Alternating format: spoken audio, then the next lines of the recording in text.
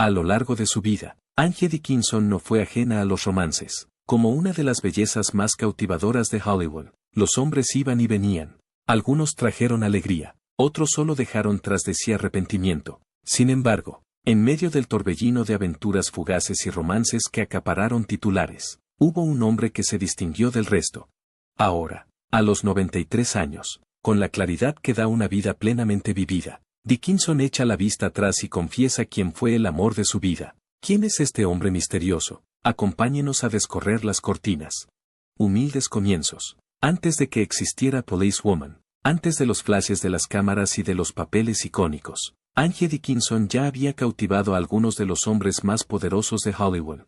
Frank Sinatra la adoraba. John F. Kennedy estaba encantado con ella. Los directores la eligieron no solo por su belleza, sino porque sabía defenderse en la pantalla. Fuerte, sensual y siempre bajo control. Los hombres de su vida fueron noticia, pero Angie y su historia, no era solo alguien a quien los hombres miraban, era alguien a quien el público admiraba. Cuando Angie se metía en un papel, no solo lo interpretaba, sino que se adueñaba de él. Su papel de la sargento Pepper Anderson en Police Woman no solo marcó un hito en la televisión, sino que supuso un cambio cultural. Por primera vez, una mujer dirigía un drama de 1 hora en horario de máxima audiencia, y lo hacía con autoridad y encanto. Angie sabía cómo manejar la cámara, pero también sabía cómo manejar una sala. Su presencia era innegable, pero su historia no empezó en una alfombra roja, comenzó en un pequeño pueblo en la pradera de Dakota del Norte. Antes de la ostentación, los vestidos de gala y los destellos de las cámaras de Hollywood, Angie Dickinson era simplemente Angeline Brown, una chica de pueblo con grandes sueños y una chispa imposible de apagar. Nació el 30 de septiembre de 1931 en la tranquila ciudad de Coon, Dakota del Norte. Era la mediana de 3 hijas en una familia germano-americana muy trabajadora. Sus padres, Frederica y Leo Henry Brown, tenían profundas raíces en su comunidad. Leo, respetado editor de periódicos y redactor jefe del Com Messenger y el Ashley Mail, era un hombre de palabras e historias. Esa influencia calaría hondo en Angie, que un día cautivaría al público no con tinta sobre papel, sino con la atracción magnética de su presencia en la pantalla. Desde el principio, las historias la rodearon. Fue criada como católica romana y creció en un hogar donde la disciplina se unía a la imaginación. Su padre, un hombre del Renacimiento, no solo dirigía el periódico, sino que también trabajaba como proyeccionista en el único cine del pueblo. A menudo, la joven Angie se quedaba paralizada ante la pantalla de cine, viendo cómo las historias en blanco y negro cobraban vida, hasta que ocurrió la tragedia y el cine se quemó. Sin embargo, para entonces, la semilla ya estaba plantada. Las películas ya no eran solo entretenimiento para ella, eran mágicas. En 1942, a la tierna edad de 10 años, la vida de Angie cambió radicalmente. La familia Brown hizo las maletas y abandonó las tranquilas llanuras de Dakota del Norte por los soleados suburbios del sur de California. Se instalaron en Burbank, a tiro de piedra de Hollywood. Aunque las luces de la gran ciudad seguían estando a un mundo de distancia de la realidad de Angie, pronto demostró que era algo más que una cara bonita. A los 15 años se graduó en el Instituto Bellarmine Jefferson, un año después de ganar el 6º concurso anual de redacción Bill of Rights, un guiño a la sangre periodística que corría por sus venas. Era inteligente, elocuente y decidida, pensaba seguir los pasos de su padre como escritora, pero fue a la universidad, al Immaculate Heart y al Glendale Community College, donde se licenció en empresariales en 1954. Durante esos años, trabajó en la terminal aérea de Lockheed, el actual aeropuerto Bob Hope, e incluso en una fábrica de piezas. Era un trabajo humilde, pero Angie nunca se consideró por encima de él. Se esforzaba, aprendía y absorbía. En 1952, Angie Brown se convirtió en Angie Dickinson al casarse con el jugador de fútbol americano Jim Dickinson. El nombre se mantendría, mucho después de que el matrimonio no lo hiciera. El papel decisivo de Dickinson, y el destino, como suele ocurrir en las historias de Hollywood, llamó a la puerta inesperadamente. Angie se presentó a una preliminar local del concurso Miss America y quedó segunda. Pero fue suficiente para llamar la atención de un agente de casting. Esa pequeña oportunidad la convirtió en una de las 6 glamurosas coristas del show de Jamie Dorandi. Con un aplomo y un encanto deslumbrantes, acaparó la atención incluso en una alineación de belleza y talento. A partir de ahí, empezaron a caer fichas de dominó. Un productor de televisión vio algo especial en ella. Algo más allá de la belleza, una presencia, la animó a probar con la interpretación. Angie se tomó en serio la sugerencia y se sumergió en el oficio con corazón de estudiante y alma de actriz. La NBC no tardó en llamarla y empezó a aparecer en la Colgate Comedy Hour y otros programas de variedades. Fue durante este periodo cuando conoció a Frank Sinatra, que se convirtió rápidamente en uno de sus mejores amigos de toda la vida, un aliado y confidente en el impredecible mundo del espectáculo. Su debut como actriz se produjo en la Nochevieja de 1954, en un episodio de Death Valley Days, un comienzo modesto, pero que fue la puerta a algo más grande. Angie se convirtió rápidamente en un elemento básico de la época dorada de la televisión, con papeles en todo tipo de programas, desde Matinee Theater hasta Buffalo Bill, Jr., City Detective y General Electric Theater. Tenía una versatilidad poco común. En un momento era suave y sincera, y al siguiente ardiente e implacable. Sus apariciones en Gunsmoke, de Virginia y Cheyenne demostraron que podía montar a caballo, manejar armas y dominar una escena con los mejores. A finales de la década de 1950, Dickinson era uno de los rostros más conocidos de la pequeña pantalla. Su primer papel, no acreditado, fue en Lucky Me, de 1954, protagonizada por la efervescente Doris Day. Parpadea y no la verás, pero fue el comienzo de algo significativo. En los 2 años siguientes empezó a acumular papeles secundarios. Desde el principio, dejó claro que no le interesaba seguir el camino de Marilyn Monroe o Jane Mansfield. Se negó a convertirse en otra rubia platino, moldeada en una caricatura de atractivo sexual. De todos modos, los estudios lo intentaron y aclararon su cabello moreno hasta convertirlo en un suave rubio miel, lo suficiente para satisfacer los cánones de belleza de la época, pero no para encajonarla. Ella tenía rango, y tenía la intención de usarlo. Su gran oportunidad no llegó con un estallido, sino con un lento arrullo en una ciudad polvorienta, Río Bravo, 1959. Dirigida por Howard Hawks, Río Bravo fue una película histórica que sitúa a Dickinson como una auténtica actriz de Hollywood, en el papel de Feathers, la coqueta repartidora de cartas que atrae la atención del sheriff, interpretado nada menos que por John Wayne. Dickinson estaba radiante. Se enfrentó a un elenco de lujo que incluía a Dean Martin, Ricky Nelson y Walter Brennan, y lo hizo con ingenio, sensual moderación y un destello de picardía que la hizo inolvidable. De la pradera de Dakota del Norte a la realeza de Hollywood, el viaje de Angie Dickinson fue todo menos típico. Desafió los encasillamientos, eludió los clichés y se convirtió en un icono, no solo por su aspecto, sino por su forma de desenvolverse en cada época del cine y la televisión. Siempre en evolución, siempre en control, siempre inolvidable. El papel de Angie Dickinson en La mujer policía, a principios de la década de 1970. Angie Dickinson ya se había hecho un hueco en Hollywood. Era conocida por su sensualidad, su dominio de la pantalla y un currículum que se movía con facilidad entre el encanto de las películas de serie B y el de las películas de serie A. No necesitaba la televisión, pero ésta la llamó de todos modos. En marzo de 1974, Dickinson apareció en un episodio de Police Story, una serie antológica conocida por su visión realista de las fuerzas del orden. El episodio fue un éxito. Y ella también. Los telespectadores respondieron inmediatamente y la cadena también. La NBC volvió con una oferta, un papel principal en un spin-off, una serie semanal, su propio programa. Al principio, Dickinson se resistió. La televisión, sobre todo la femenina en aquella época, tenía fama de convertir a los personajes en estereotipos. Pero los productores presentaron un caso convincente. Este papel sería diferente, y lo que es más importante, la pondría ante millones de espectadores cada semana. Así que Dickinson aceptó. Ese mismo año se estrenó Police Woman, con Dickinson en el papel de la sargento Susan Pepper Anderson, agente de la Unidad de Conspiración Criminal del Departamento de Policía de Los Ángeles. Trabajaba de incógnito, pasando de un disfraz a otro mientras investigaba los rincones más oscuros de la ciudad. Earl Jiman coprotagonizó el papel de su oficial al mando, el sargento Bill Crowley, junto a Charles Derkap y Ed Bernard como sus compañeros de investigación. Desde el principio, Dickinson se adueñó de la pantalla con autoridad. No interpretaba el papel de dura solo para demostrar algo. Pepper era aguda, serena y empática, un personaje que no necesitaba gritar para tomar el control. El público respondió. La serie subió rápidamente en los índices de audiencia, convirtiéndose en un éxito sorpresa no solo en Estados Unidos, sino en países de todo el mundo. En una época en la que las protagonistas femeninas eran escasas, la presencia de Dickinson fue algo más que una novedad, fue un cambio.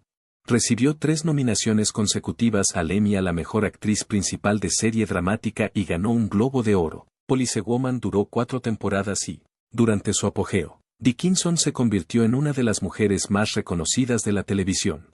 Aún así, el éxito tuvo un precio. Años más tarde, en una entrevista de 2019, reflexionó sobre el programa con una pizca de arrepentimiento. El horario de rodaje era implacable, la paga fue decepcionante. Además, el compromiso de tiempo le obligó a rechazar papeles en películas que podrían haber impulsado su carrera en otras direcciones. También estaba la presión constante por mantener su imagen. ¿Me explotan las piernas?, bromeó en una ocasión. A pesar de su aportación creativa, Dickinson solía aparecer en escenas que se basaban en gran medida en su atractivo físico, como atender una llamada telefónica mientras se sumergía en un baño de burbujas. Ella seguía el juego, pero la tensión entre la sustancia del personaje y las expectativas de la industria siempre estaba ahí. Sin embargo, el impacto de Policewoman fue mucho más allá de los índices de audiencia. Los departamentos de policía de todo el país informaron de un aumento de solicitudes de mujeres, muchas de ellas inspiradas por lo que vieron en la pantalla. Pepper Anderson no era solo un personaje, se convirtió en un símbolo de lo que las mujeres podían hacer y a dónde podían pertenecer. Dickinson conocía el momento cultural que había contribuido a forjar. En 1987, cuando el Departamento de Policía de Los Ángeles le concedió el doctorado honoris causa, lo aceptó con un guiño. Ahora podéis llamarme Doctora Pepper. Incluso después de que la serie finalizara en 1978, volvió a interpretar el papel tanto para la parodia como para la nostalgia, retomando el papel de Pepper Anderson para el especial Ringo de la NBC con Ringo Starr y John Ritter, y burlándose de su propia imagen en los especiales navideños de Bob Hope y en un episodio de Saturday Night Live de 1987. La tumultuosa vida amorosa de Angie Dickinson. Equilibrar una carrera de alto nivel y una vida muy personal es una cuerda floja por la que pocos en Hollywood caminan con elegancia. Para Angie Dickinson, la familia era a menudo lo primero, incluso cuando los focos amenazaban con empujarla en otra dirección. Antes de convertirse en un nombre conocido, Angie se casó en 1952 con Jean Dickinson, la estrella del equipo de fútbol americano del Glendale College. Fueron novios en la universidad, pero su matrimonio terminó en 1959. Ese mismo año consiguió su primer papel como Feathers, la coqueta jugadora de Río Bravo. Esa interpretación consolidó su imagen de sex symbol y marcó el comienzo de su ascenso en Hollywood. En los años siguientes, su vida personal atrajo casi tanta atención como sus papeles en la pantalla. Dickinson estuvo unida sentimentalmente a algunos de los hombres más poderosos de la cultura estadounidense, entre ellos, Frank Sinatra, su coprotagonista en Ocean's 11, y el presidente John F. Kennedy. Pero la relación que más definiría su vida privada comenzó en 1965, cuando se casó con el legendario compositor Burt Bacharach, responsable de éxitos como A Say a Little Prayer y What the World Needs Now is Love. Su matrimonio duró 15 años. Un lapso de tiempo poco frecuente en el mundo del espectáculo. Dickinson se describió en una ocasión como loca por Bacharachi. Durante un tiempo, la pareja equilibró fama, ambición y afecto con notable gracia. En 1966 dieron la bienvenida a su única hija, Nikki. Nacida 3 meses antes de tiempo y con un peso de apenas medio kilo, la supervivencia de Nikki era incierta. Los médicos advirtieron que sus posibilidades eran escasas. Angie y Burt observaron el progreso de su hija hora tras hora, celebrando cada pequeño hito. 1 gramo más ganado, un día sin crisis. Nikki salió adelante, pero los retos continuaron. Más tarde desarrolló problemas de visión y finalmente le diagnosticaron síndrome de Asperger. Para Dickinson, la experiencia lo cambió todo. La elección de carrera ya no dependía solo de los guiones o del tiempo en pantalla, se trataba de la proximidad a casa. Empezó a rechazar papeles, algunos de ellos importantes, para estar más presente.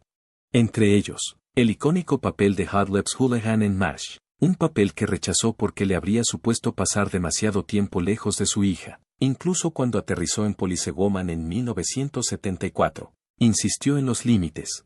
Dickinson se negó a hacer horas extras y prefirió llegar a casa a tiempo para preparar la cena para Bacharach y Nikki. Se trataba de una postura poco habitual en una industria basada en largas jornadas laborales y líneas personales difusas. Pero para Dickinson, La vida doméstica no era algo que hubiera que colar entre rodaje y rodaje, era el núcleo de todo lo demás. Su decisión de dar prioridad a la familia significó alejarse del tipo de papeles taquilleros que podrían haberla llevado más lejos en la escala de Hollywood. Pero nunca pareció arrepentirse. Sus elecciones hablaban de una mujer que comprendía el coste de la fama y elegía deliberadamente cuándo y cómo pagarlo. Bacharach acabó casándose con la compositora Carol Baer Sager. Angie le deseó lo mejor, reconociendo que necesitaba a alguien que le entendiera a un nivel que ella nunca alcanzó. Sin embargo, su relación nunca se disolvió del todo. Angie conservaba sus fotos por toda la casa, y su amor por Nicky seguía siendo el vínculo central entre ellos. Nicky tenía inclinaciones musicales, como su padre. Tocaba la batería y sentía curiosidad por la ciencia, la naturaleza y el mundo que la rodeaba. En algunos aspectos, era totalmente distinta a su madre. Angie recordó una vez que Nicky le dijo que nunca serían igual de femeninas, un momento que se le quedó grabado. A pesar de luchar durante años contra problemas de visión y el síndrome de Asperger, Nicky encontró un sentido a sus estudios de geología en la Universidad Cal Lutheran. Con la ayuda de su padre, consiguió licenciarse. Pero su mala vista le impidió seguir una carrera en este campo. En abril de 2012, Nicky murió por suicidio en su apartamento de Thousand Oaks. Tenía 40 años. Los detalles fueron desgarradores. Utilizó una bolsa de plástico y helio para acabar con su vida, buscando, como dijo más tarde el portavoz de Burt, la paz del peso mental y emocional que había soportado durante tanto tiempo. Se suicidó tranquila y pacíficamente para escapar de los estragos cerebrales causados por el Asperger, decía el comunicado. Nicky había amado la ciencia, la espeleología glaciar, las lluvias de meteoritos, los terremotos, los gatitos, las puestas de sol en Tahití. Burt incluso había escrito una canción llamada Nicky para ella en 1969. Mucho antes de que comprendieran plenamente sus luchas, su muerte fue un golpe demoledor para ambos padres. Para Angie, fue el tipo de dolor que nunca desaparece del todo. La pérdida marcó el final de un capítulo largo y difícil. Una vida forjada por la fama, por el sacrificio y por el amor silencioso y duradero de una madre que nunca dejó de aparecer. Aunque Angie se enfrentó a un capítulo desgarrador de su vida, aún hubo momentos de sol en los que se enamoró profundamente. ¿Quién fue el amor de la vida de Angie Dickinson? Él fue el amor de su vida, pero no el hombre con el que se casó. Angie Dickinson y Frank Sinatra mantuvieron un apasionado romance que duró 2 décadas. A pesar de su profunda conexión y afecto mutuo, nunca llegaron a pasar por el altar. Para un amor tan intenso como el suyo, algo se interponía en el camino. Sinatra, que se casó 4 veces a lo largo de su vida, estuvo a punto de tomar un camino diferente con Dickinson. La estrella de Police Woman reveló más tarde que ella y Sinatra consideraron seriamente la posibilidad de casarse, pero finalmente, nunca sucedió, aunque lo describe como el amor de su vida. Dickinson admitió que hubo razones por las que no pudo dar el sí. Su historia comenzó en 1953, cuando se conocieron entre bastidores en la Colgate Comedy Hour. Por aquel entonces, Dickinson estaba casada con su primer marido, Gene Dickinson, mientras que Sinatra estaba con su segunda esposa, Ava Gardner. Aún así, saltaron chispas. Sinatra le preguntó si estaba encariñada, y cuando ella dijo que sí, él le contestó, ¿debo coger tu número de todas formas? Ella se lo dio. Su química se trasladó a la pantalla cuando coprotagonizaron Ocean's 11 en 1960, donde Dickinson interpretaba a Beatrice, la mujer de Danny Ocean. Ese mismo año se divorció de su marido. Desde entonces, ella y Sinatra siguieron unidos, a veces románticamente, a veces como amigos íntimos, pero siempre con un vínculo que desafiaba cualquier definición fácil. En una entrevista de 2016 con Studio 10, Dickinson reflexionó sobre su relación. Fue el hombre más importante de mi vida. Fuimos amantes de forma intermitente durante muchos años. Incluso hablaron de casarse en 1964. En una entrevista posterior con Fox News, dijo, de hecho, hablamos de ello. Estábamos tan cómodos el uno con el otro que no era necesario, pero surgió un par de veces. No me entusiasmaba. No hubiera querido asumir ese reto. Ese reto, como ella explicó, era el estilo de vida nocturno de Sinatra. Se iba a la cama a las 6 a.m., dijo Entertainment Weekly. Estaba loca por él. Era fabuloso. Era absolutamente el amor de mi vida, aunque no hubiera querido casarme con él. Sinatra también tenía sus propias reservas. Una vez le dijo a Dickinson, no voy a casarme con una estrella de cine. Dickinson se rió de la ironía, teniendo en cuenta que más tarde se casó con la actriz Mia Farrow en 1966, y que antes había estado casado con Ava Gardner. En una entrevista con CBS Sunday Morning, Dickinson recordó haber respondido, "No te culpo, no se lo desearía a nadie". Y añadió, "En realidad no quería casarme con él, así que no quería que me lo pidiera porque no quería decirle que no a Frank Sinatra". A pesar de no casarse, su vínculo perduró hasta la muerte de Sinatra en 1998. Dickinson se casó con el compositor Burt Bacharach en 1965 y hoy recuerda a Sinatra con gran cariño y una sonrisa. "Fue el amor de mi vida", declaró a Fox News. "Me siento bien al pensar en él. Tenía un talento extraordinario. Cuando ve su capacidad para actuar y cantar, no siempre aceptaba los retos, pero creo que podría haber cantado cualquier cosa", añadió con afecto. También era un hombre extraordinario. Era difícil, maravilloso, valiente e insensato. Puede que su historia de amor no acabara en matrimonio, pero dejó una huella imborrable. Un recordatorio agridulce de que a veces las relaciones más significativas son las que no siguen el camino tradicional. La verdad sobre la relación entre Angie Dickinson y John Wayne. Angie Dickinson fue una pionera de la televisión, pero fuera de ella su vida fue igual de cautivadora y, en ocasiones, escandalosa. Por ejemplo, su relación intermitente con Sinatra. Entre los susurros que siguieron su ascenso en Hollywood había un rumor persistente. Que tuvo una aventura romántica nada menos que con John Wayne. Pero, ¿fue cierto? ¿Realmente saltaron chispas más allá del plató? ¿O fue todo humo y nada de fuego? Aunque algunas historias se desvanecen con el tiempo, la conexión entre Dickinson y Wayne es una que todavía invita a la curiosidad. En parte, por la innegable química que compartían en la pantalla. John Wayne, el rudo icono de las películas del oeste, había compartido la pantalla con muchas protagonistas femeninas a lo largo de los años, pero según el propio Duque, ninguna le causó tanta impresión como Angie Dickinson. Ambos se cruzaron por primera vez en 1958, durante el rodaje de Me casé con una mujer. En esta comedia desenfadada, Wayne hizo un cameo interpretándose a sí mismo y Dickinson encarnó a su esposa.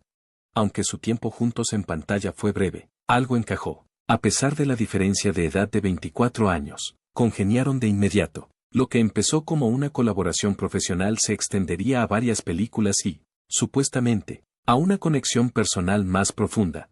La segunda vez que compartieron plató fue años más tarde, en la película bélica de 1966 Cast a Giant Shadow, pero su colaboración más memorable y célebre, la que grabó su química en la historia del cine, fue Río Bravo en 1959. Dirigida por el legendario Howard Hawks, Río Bravo ha crecido en importancia a lo largo de las décadas y ahora se considera uno de los mejores westerns de la historia, con su apasionante mezcla de acción, romance y tensión. Mostró al público una faceta diferente de John Wayne. Una suavizada por la presencia de Dickinson. "Creo que es una faceta suya que no vimos en muchas de sus películas", dijo. "Es difícil discutirlo, su interpretación en Río Bravo sigue siendo una de las mejores. Y una de las que más ayudó a humanizar a un vaquero más grande que la vida". Sin embargo, aunque su química en pantalla era eléctrica, ¿qué ocurría fuera de ella? Los conocedores de Hollywood y los viejos fans han especulado durante mucho tiempo sobre si ambos compartían un romance en la vida real. Los rumores nunca se confirmaron, pero tampoco se desmintieron del todo.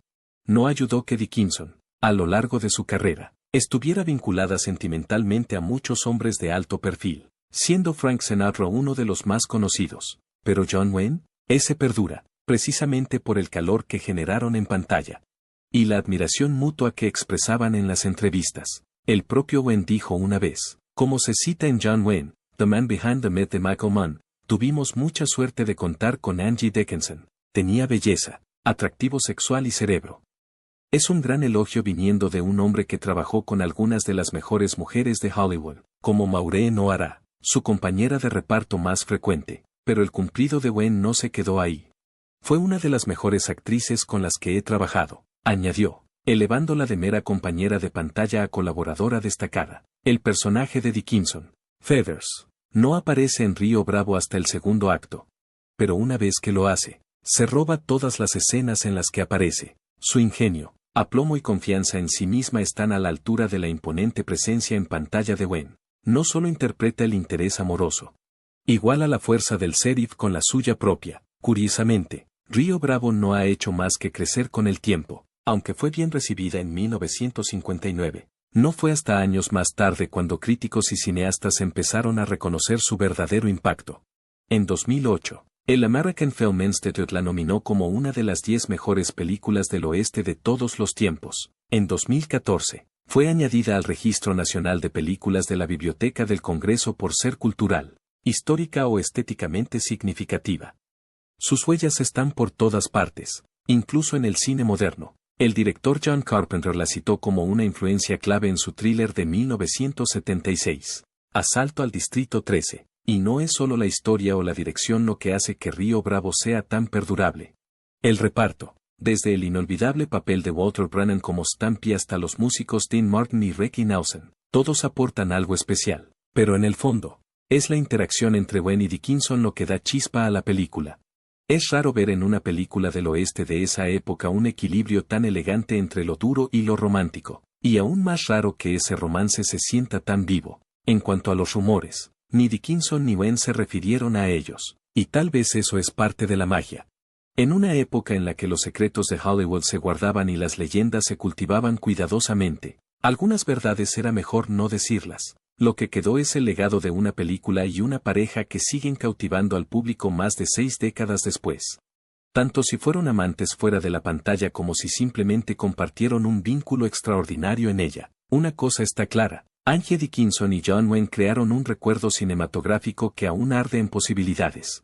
¿Qué opinas de la relación entre Angie Dickinson y Frank Sinatra? Comparte tu opinión con nosotros en los comentarios.